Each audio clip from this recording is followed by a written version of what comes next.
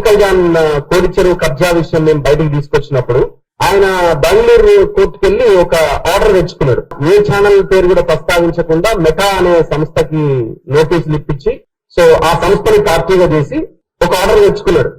ఏమని అంటే ఇక ఈ ఫలానా వీడియోలన్నీ డిలీట్ చేయాలని. ఏముంది ఆ వీడియోలో అంటే ఆయన చేసిన కబ్జా భాగవతం అంటే అందులోకి వచ్చేసింది. మరి చేయాల్సింది ఏంటి? బాధ్యత గల లీడరు ఈ చర్యను నేను కబ్జా చేయలేదు, నేను డబ్బులు పెట్టుకున్నా, ఇది నా భూమి అని నువ్వు అవసరమైతే గ్రౌండ్ లోకి వెళ్ళి చూపించే ప్రయత్నం చేయాలి. అది చేయకుండా తెలంగాణ వదిలేసిండు, ఆంధ్ర వదిలేసిండు, బెంగళూరు పోయిండు. మనం ఎట్లాగో బెంగళూరు పోలేం కదా అని దాని కావచ్చు. సో మేమేం చేసినాం?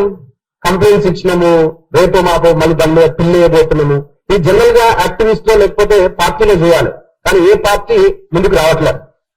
అందరూ పవన్ కళ్యాణ్ ని తిట్టినట్టు మాట్లాడుతున్నారు, ప్రతి ఒక్క అపోజిషన్ పార్టీ. కానీ చెరువు గురించి మాత్రం మాట్లాడతలేదు. మాట్లాడుతుంది మేము ఈ డిజిటల్ మీడియా, సోషల్ మీడియాలో ఉన్న వాళ్ళు మాత్రమే. మాట్లాడుతున్న మా మీద ఇప్పుడు ఏం చేస్తున్నారు? కొన్ని వీడియోలు తయారు చేసి జర్నలిస్ట్ రఘు అవుట్, పవన్ కళ్యాణ్ దెబ్బకి మటాష్ అని ట్రోల్స్ చేస్తా ఉన్నారు.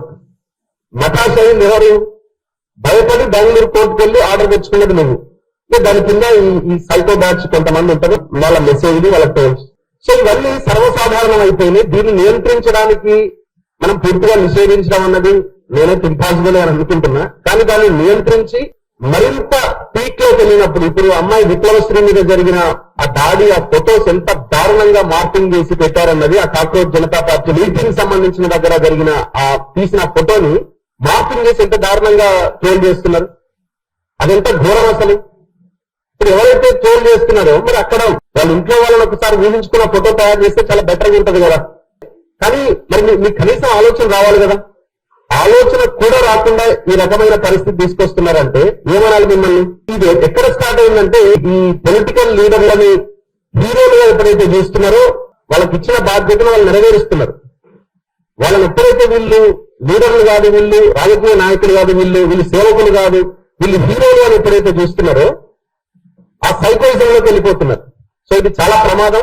సో కాబట్టి ఈ ట్రోల్స్ సాధారణమే అయినా ఖచ్చితంగా దీన్ని ఎదుర్కోవాల్సిన అవసరం ఉంది. ధైర్యంగా నిలబడి కొట్లాడాల్సిన అవసరం ఉన్నది.